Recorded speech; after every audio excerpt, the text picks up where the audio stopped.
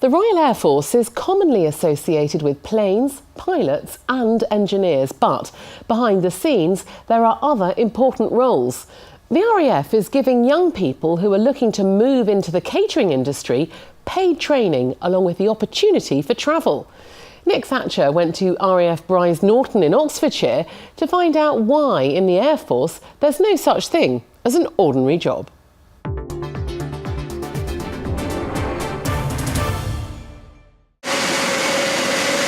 Brize Norton in Oxfordshire is the largest RAF station, and its mixed fleet of aircraft supports UK operations and exercises across the world. But keeping the Air Force flying requires a team of specialists on the ground.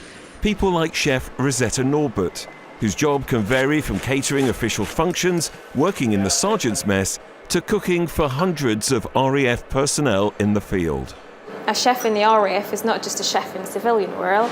We can go anywhere that we're deployed and able to put up a kitchen, whether it's on base or it's in the field or it's in the desert. We can do it all, feed our personnel the same way as we would do at our own home base. Being a chef, there's different levels. You don't have to come in and just cook for colleagues. You can go out, you can develop yourself, enrolling into competitions, do different aspects, represent the country. It's all part of it, so why not do it? And of course, joining the RAF doesn't just offer you a full, varied and exciting career, but also multiple opportunities in many different roles, be it on the ground or in the air. The biggest leap is actually applying.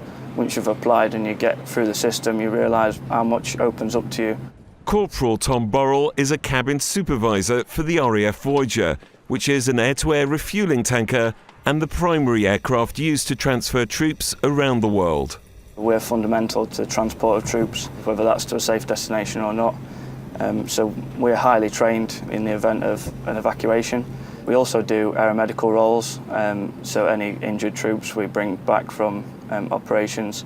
But we also transport families as well, so any RAF personnel stationed overseas, we help transport their families to see them. So what happens in this part of Brize Norton? So this is the Voyager hub. Warrant Officer Hayley Crame is in charge of the cabin crew on 10 Squadron and a purser on board the Voyager, and she loves the variety her job can offer. No 2 days are the same. One day you could be working in the officer's mess or the sergeant's mess, carrying out a food service there, or you could be on cabin crew duties, flying all around the world, flying troops to different destinations, families to Cyprus, Prime Minister even, and cabinet members, and also members of the royal family. So it makes everything, every day exciting. And it's clear the RAF is no ordinary employer.